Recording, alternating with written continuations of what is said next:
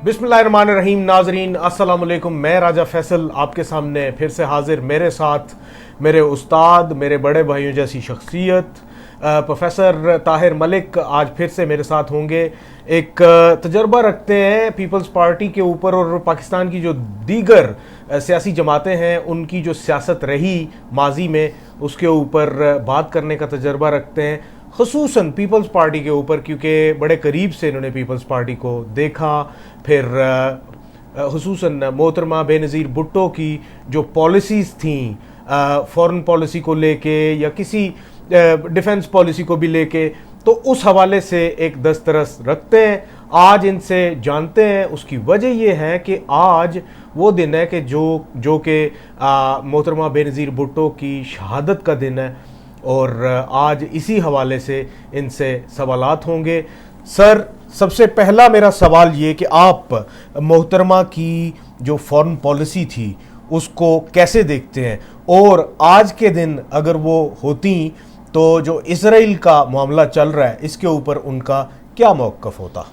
बहुत शुक्रिया राजा साहब। पहली बात तो ये है कि देखें, जब हर वक्त जब कोई लीडर इक़्तिदार में आता है या उसकी सियासत कायद होता है, उस वक्त फॉरेन पॉलिसी के रीजनल और इंटरनेशनल चैलेंजेस होते हैं, एक थ्रेट परसेप्शन होती है। तो जब मोहतरमा बेनज़ीर भुट्टो ने सियासत में कदम रखा और 1986 में वो पाकिस्तान आई तो रूस की फ़ौजें अफ़गानिस्तान में थी और जेनेवा अकॉर्ड जो है 1988 में वो साइन हुआ और इसके ऊपर जुनेजो और ज़ियाउल हक़ का इख्तिलाफ हुआ।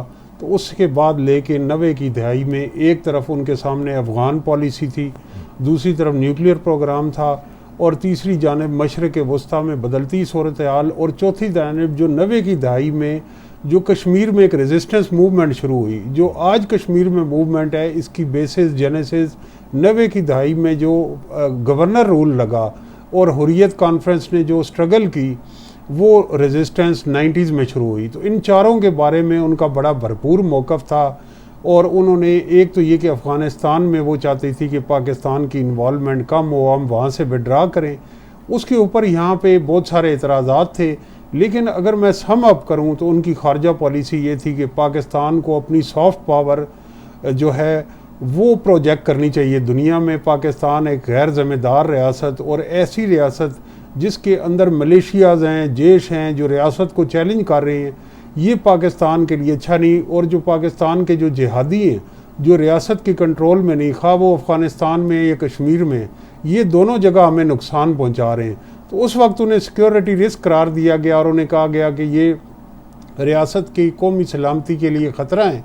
लेकिन तारीख़ सच साबित करती है। सोशल मीडिया पे आप जो मर्ज़ी बात कर लें, तारीख़ आज मोहतरमा बेनज़ीर भुट्टो को इसलिए सच्चा साबित कर रही है कि अफ़गानिस्तान की दलदल में उसकी इंतहा पसंदी दहशत गर्दी के जो शोले हैं पाकिस्तान तक आए। 70,000 लोग यहाँ पे शहीद हुए दहशत गर्दी इंतहा पसंदी में। हमारी अफवाज पाकिस्तान ने कुर्बानियों की दास्तान रकम की, या जवानों से लेके और जनरल तक लोग शहीद हुए। तो उस जंग के शोलों ने हमारी जो सलामती है उसे भी ख़तरे में डाला। और फिर बहादुर अफवाज ने सवात ऑपरेशन हो, वो जनरल कियानी के वक्त, वो जनरल राहील शरीफ के वक्त ऑपरेशन ज़रब अस्प हो वज़ीरिस्तान में, उन्होंने पाकिस्तान की जंग लड़ी।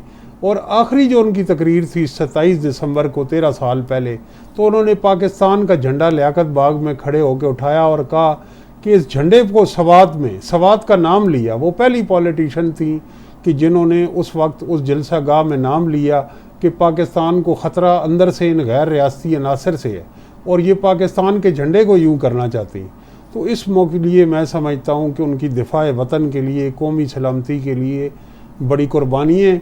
और ये भी जो हमारे यहाँ एक मिथ समझी जाती है कि जो सियासतदान हैं वो हमारे दिफाई इदारों के साथ मिल के खारजा पॉलिसी को कंडक्ट नहीं करते, इस मिथ को मोहतरमा बेनज़ीर भुट्टो ने ब्रेक किया। जब वो आई तो उस वक्त सिंध की कौम परस्त जमातें पन्नू आकल में छावनी बन रही थी और उन्होंने पोजीशन ये ली थी कि यहाँ छावनी नहीं बननी चाहिए।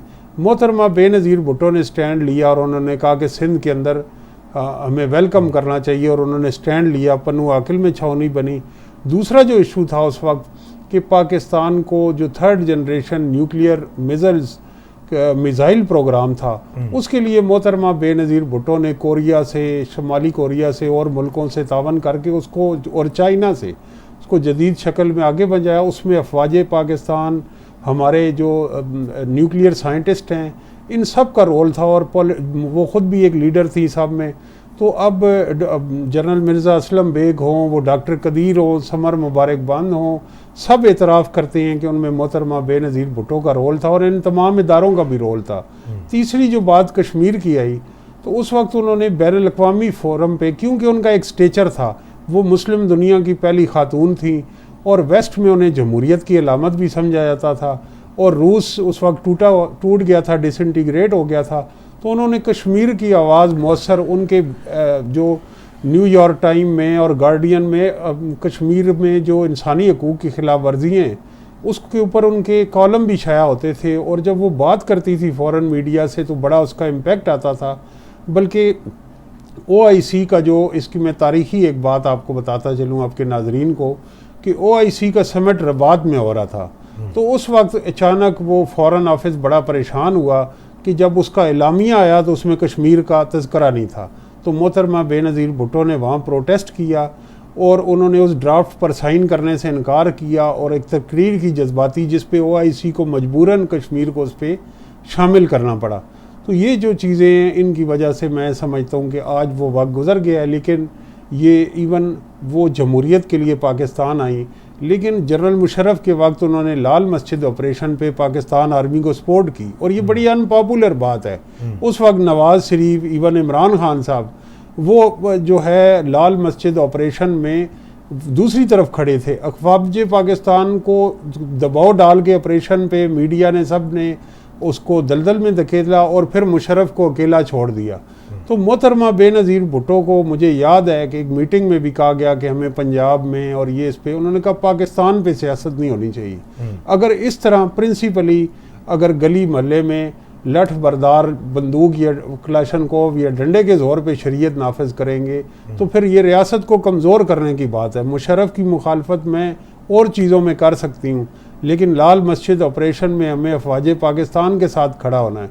तो ये उनकी जो पोजीशन थी उस वक्त वो अनपॉपुलर भी थी, लेकिन उन्होंने ये फ़ैसला किया कि वो तारीख़ की दुरुस्त समत पे खड़ी होंगी, और फिर वक्त ने ये साबित किया कि ये सारी चीज़ें। इसी तरह वो हेजिडेंट थी इफ्तिखार चौधरी मूवमेंट में, वो उनके तहफ़्फ़ुज़ात थे, और वो एतजाज़ एहसन से भी ये बारहा उनकी डिबेट होती थी कि ये जज बहाल होना चाहते हैं, ये अदलिया की आज़ादी नहीं है, हमें कॉशियस होना पड़ेगा। तो लोग उस वक्त उन पर तनकीद करते थे, इवन नून लीग तनकीद करती थी कि प्रो मुशर्रफ हैं और जजों की बहाली के लिए ये कमिटेड नहीं है पीपल्स पार्टी। लेकिन आज वही नवाज़ शरीफ और इमरान खान और सारे माफ़ी को हमसे मांग रहे हैं कि हमने उसके अंदर जो एक वकला गर्दी का फ़रोग हुआ और जो जजों को हमने आज भी बहाल किया तस्लीम कर रहे हैं, लेकिन अदलिया आज़ाद नहीं हो सकी। यहाँ एक बड़ा इंटरेस्टिंग सवाल ये है मलिक साहब, वो ये कि आपको बहुत अच्छे तरीके से पता है कि अर्ली 90s में उसामा बिन लादेन की तरफ से 17 कार्टन भरे हुए डॉलरों से वो जाते हैं एक मखसूस जमात, चले उनका नाम भी ले लेते हैं, नून लीग की तरफ, और वो सिर्फ़ और सिर्फ इसलिए जाते हैं कि मोहतरमा बेनज़ीर भुट्टो की जो गवर्नमेंट है उसका ख़ात्मा चाहते हैं सऊदीज़। तो वहाँ से इस तरह की इमदाद आती है। फिर क्योंकि हमने ये देखा कि ट्रेडिशनली उनके कोई अच्छे हालात सऊदी अरब से नहीं थे, क्योंकि सऊदीज़ जो थे वो पसंद करते थे, जो इस्टेब्लिशमेंट नवाज़ उस वक्त नवाज़ शरीफ थे उनको वो पसंद करते थे। आज के दौर में अगर मोहतरमा बेनज़ीर भुट्टो होती तो जिस तरीके से सऊदी अरब पाकिस्तान को इन्फ्लुएंस करने की कोशिश कर रहा है कि पाकिस्तान बैठे और उनके साथ बैठ के इज़राइल को मानने का, रिकग्नाइज करने का साइन करे, उनके साथ बैठ के करे, क्योंकि उनके लिए फिर लेजिटिमाइज करना आसान हो जाता है। आपके ख्याल में अगर वो बेनज़ीर भुट्टो जो कि जमहूरियत की अलामत भी समझी जाती थी वेस्ट में, और साथ ही साथ गल्फ़ में अगर देखा जाए तो उनको नापसंद किया जाता था और उनके ख़िलाफ़ तहरीक चलाने में वहाँ से पैसे भी भेजे जाते थे, अगर वो होती तो वो क्या फ़ैसला करती इस बारे में? मैं ये समझता हूँ कि आज भी अगर आप देखें तो ये जो गल्फ़ कंट्रीज़ हैं ये कंजर्वेटिव हैं, तो उस वक्त इन्होंने एक्सेप्ट नहीं किया कि एक औरत मुस्लिम दुनिया की हुक्मरान और फतवे पाकिस्तान लगते जैसे रहे। एक अहम मुल्क की हुक्मरान और जमहूरी तरीके से मुंतखब होने वाली हुक्मरान, ये हमारे मुल्क के अंदर भी मसाइल पैदा कर देंगे। लोग जो है इस तरह की लीडरशिप को कहेंगे कि हमारे पास भी ये ऑप्शन होना चाहिए कि हम जदीद और तरक्की पसंद लीडरशिप को ऑप्ट करें। तो दूसरी बात ये है कि पाकिस्तान की हर हुकूमत ने कोशिश की है, और मोहतरमा बेनज़ीर भुट्टो का भी ये था कि वो तुर्की, ईरान और सऊदी अरब के दरमियान बैलेंस करें। बड़ा प्रेशर था उन पे कि गल्फ़ वार्स में वो साइड लें, और इसी तरह प्रेशर था उनके ऊपर कि वो ईरान के साथ खुल के खड़ी हों और सऊदी अरब। लेकिन मेरा ख्याल ये है कि, और ये आज के हर हुक्मरान, वज़ीर-ए-आज़म इमरान खान साहब भी और आने वाली हुकूमतें और माजी, उनकी कोशिश होती है कि दो मुसलमान मुल्कों के दरमियान वो फरीक ना बने। और दूसरा ये है कि वो इन तमाम जो वहाँ ख़िते में बालादस्ती के लिए जो तुर्की, ईरान और सऊदी अरब है, इनके हम आलाकार ना बने। और मेरे ख्याल से ये एक अच्छी पॉलिसी है। और आपको याद होगा कि पार्लियामेंट में भी जो करारदाद मंजूर हुई पिछली गवर्नमेंट में कि हम यमन, सऊदी अरेबिया वार में न्यूट्रल रहेंगे, तो वो एक पार्लियामेंट के इज्तिमाई शऊर का मज़र थी। आज अब उस वक्त बड़े कुछ लोगों ने तनकीद की और कि ऐसा नहीं होना चाहिए, और जनरल राहील शरीफ चाहते थे कि हम उस जंग में कूद पड़े, लेकिन वक्त ने साबित किया कि वो एक दानिशमंदाना फ़ैसला है। तो पाकिस्तान का मुस्तकबिल बेनज़ीर भुट्टो को ट्रिब्यूट पेश करते हुए ये हो सकता है कि इस मुल्क के सियासतदान, पार्लियामेंट, मीडिया, सिविल सोसाइटी और इस्टेब्लिशमेंट ये मिल के डिस्कशन करें, एक पेज पे हों और एक मुत्तफ़िका ख़ारजा पॉलिसी की तश्कील दें, और जो पाकिस्तान को आगे लेके चले। अगर ये आपस में डायलॉग नहीं करेंगे, अगर ये आपस में डिबेट नहीं करेंगे और डिफरेंट पेज पे होंगे, तो इससे फिर रियासत पाकिस्तान को फ़ायदा नहीं, नुकसान पहुँचेगा। एक इंतहाई अहम सवाल ये कि मोहतरम जुल्फ़िकार अली भुट्टो जब वो ऑब्वियसली जब वो तख्तादार से बिल्कुल करीब थे, तो उस वक्त उन्होंने, अगर मैं गालिबन तारीख के मुताबिक शायद मैं गलत नहीं हूँगा, कि उन्होंने अपनी पार्टी की जो भाग दौड़ है, ऐसी पार्टी के जिस वक्त के कोई भी सामने खुल्लम खुल्ला नहीं आना चाहता था, अपनी बीवी को सौंप दी, नुसरत भुट्टो को सौंपी। और अगर देखा जाए तो आने वाले वक्तों में अगर बेनज़ीर एक लीडर बन के उभरी, तो वो अपनी तगोदो, अपनी जदोजहद की वजह से उभरी, और उस वक्त उन्होंने वो जदोजहद की जिस वक्त के एक आमिर सदर ज़िया जो थे, वो जनरल ज़िया का रूल था, और उनके ख़िलाफ़ उन्होंने ये सारी की सारी तहरीक चलाई, और वो सक्सेसफुल रही लेटर ऑन, एंड देन उनको फिर ऑब्वियसली हुकूमत मिली। लेकिन क्या है कि अगर देखा जाए तो उन्होंने 1984 में गालिबन उनको मुल्क बदर किया गया था, लेकिन उससे पहले वो जेल में भी रहीं। उससे पहले जब उनके वालिद जेल में थे, तो उस वक्त वो उनसे जब मिलने जाया करती थी, तो घंटों घंटों उनको इंतज़ार करने के लिए बिठाया जाता था। उनके पाँव के जूते जो होते थे वो घिस गए थे, ना कि वो कोई गुची के जूते या कोई इस तरह के ब्रांडेड जूते पहन के, जो कि लाखों के जूते मिलते हैं, वो पहन के नहीं जाती थी। वो एक सादा तरीके से वहाँ पे बैठ के एक आम बंदे की तरह 8-8, 10-10 घंटे इंतज़ार करती थी मुलाकात के लिए। कहने का मकसद ये है कि आज एक और पार्टी की जानिब से, नून लीग की जानिब से, मोहतरमा मरियम नवाज़ को तशबीह दी जाती है कि ये गालिबन मोहतरमा बेनज़ीर भुट्टो के बाद कोई और लीडर आई हैं जो कि अपने वालिद के लिए लड़ रही हैं। हालांकि उनके वालिद जो हैं वो यहाँ नहीं हैं, और ना ही वो तख्तादार से बिल्कुल करीब है। वो तो इस मुल्क में गलत रसीदें दे के और डॉक्टर्स की गलत रिपोर्ट्स दे के, जो कि बाद में वहाँ पे पहुँच के वो बिल्कुल ठीक हो गए हैं, और यहाँ पे तो उनके लिए रैंप भी लगाया जाता है और उनको जहाज़ में बैठाने के लिए पता नहीं क्या क्या किया जाता है। तो मुझे आप ये बताइए कि आज की जो मरियम नवाज़ हैं, उनको बेनज़ीर बनने के लिए क्या क्या करना पड़ेगा, और कब तक वो अपने आप को बेनज़ीर, मोहतरमा बेनज़ीर भुट्टो से तशबीह ना दें? आपका जो सवाल है वो उसके जवाब में मैं ये कहूँगा कि हर अपना जो लीडर होता है उसको मखसूस हालात में सियासत करनी होती है, और उसका अपना एक वक्त होता है। तो मोहतरमा बेनज़ीर भुट्टो का, जैसे कि आपने सवाल में बताया, वो बड़ा कठिन और मुश्किल वक्त था। जनरल ज़िया-उल हक़ का मार्शल लॉ जो है वो पाकिस्तान के सख्त तरीन मार्शल लॉ में था। उसमें कोड़े थे, फांसियाँ थीं, जिला वतनियाँ थीं, और जमातों को कालादम करार दिया गया था, और PCO की ज़्यादा जो अदलिया थी, कहीं से रिलीफ नहीं मिलता था, और सोशल मीडिया तो तब था ही नहीं, एक PTV का खबरनामा होता था। तो उन कठिन वक्त में जो उनकी स्ट्रगल है उसका आज से तो मैच नहीं। अब वो पाकिस्तान और वो स्ट्रगल आज सियासत में आम आदमी का और मिडिल क्लास का रोल ख़त्म कर दिया गया। मज़दूर का, किसान का, डेंटर का, पेंटर का, नाई का, मोची का रोल ख़त्म कर दिया गया है। और अब मार्कियों में जलसे होते हैं, बड़े बड़े महलात, फार्म हाउसेस के अंदर ही पार्टियों के दफातर होते हैं, और जो करोड़ों रुपए की गाड़ियाँ और जो जेट हैं और हेलीकॉप्टर हैं उनके ऊपर सियासत होती है। और आप सही कह रहे हैं, ब्रांडेड चीज़ें भी हमें दिखाई देती हैं। तो सियासत तरक्की करते हमारी इस हद तक पहुंची है कि हम साइकिल से मोटरसाइकिल और फिर पिजारो से आज हम जेट तक आ पहुँचे हैं, और फिर ये V8 गाड़ियाँ।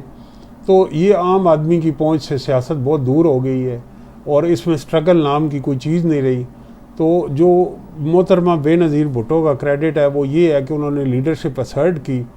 और ऐसे देखें कि जो ख़वातीन हैं, मोहतरमा फातिमा जना और बेनज़ीर भुट्टो, उन्होंने बड़ी दिलेरी दिखाई कि उनके जो भाई थे वो गुमराह हो के उन्होंने तशद्दुद की राह अपनाई, और वो अल-जुल्फ़कार बना ली और अफ़गानिस्तान चले गए, और पाकिस्तान के दुश्मन उन्हें ट्रैप करके रियासत पाकिस्तान के ख़िलाफ़ उन्होंने उन्हें कर लिया। तो मोहतरमा बेनज़ीर भुट्टो ने अपने सके भाई से इख्तलाफ किया कि we are a political party, हमारी पोलिटिकल स्ट्रगल होगी, हम हुकूमत पाकिस्तान के ख़िलाफ़ हैं, रियासत पाकिस्तान के ख़िलाफ़ नहीं। हम जनरल ज़िया-उल हक़ के ख़िलाफ़ हैं, हम अफवाज पाकिस्तान के ख़िलाफ़ नहीं। तो ये एक बहुत बड़ी पोलिटिकल विजडम थी, जिसके नतीजे में पीपल्स पार्टी की क़यादत उनके पास आई। और फिर जो यहाँ के इस्टेब्लिशमेंट है उन्होंने भी मोहतरमा बेनज़ीर भुट्टो को एंटी स्टेट नहीं समझा।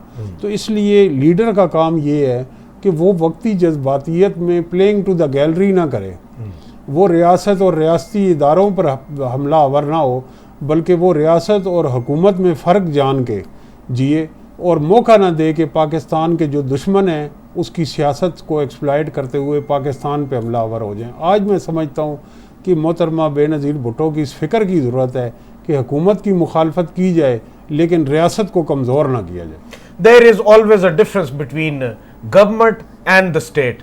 स्टेट हमेशा रहती है, गवर्नमेंट आनी जानी शय, जो गवर्नमेंट कभी किसी की आ जाएगी कभी किसी की, लेकिन स्टेट के ख़िलाफ़ और स्टेट के इदारों के ख़िलाफ़ कभी भी ऐसा स्टांस नहीं लेना चाहिए जिससे कि स्टेट को एज अ स्टेट नुकसान हो। मलिक साहब, आपका बहुत बहुत शुक्रिया कि आपने इतनी डिटेल के साथ इन सारी बातों पे हमें जवाब दिया, और मेरे जो नाजरीन हैं उनके लिए काफ़ी नई चीज़ें सुनने को मिली। नाजरीन, आपका भी बहुत बहुत शुक्रिया कि आपने ये प्रोग्राम सुना, देखा। प्रोग्राम को सब्सक्राइब करना ज़रूर याद रखिएगा, क्योंकि आने वाले वक्तों में मज़ीद ऐसे ही प्रोग्राम लेके आते रहेंगे। अपना ढेर सारा ख्याल रखिएगा। अल्लाह हाफ़िज़।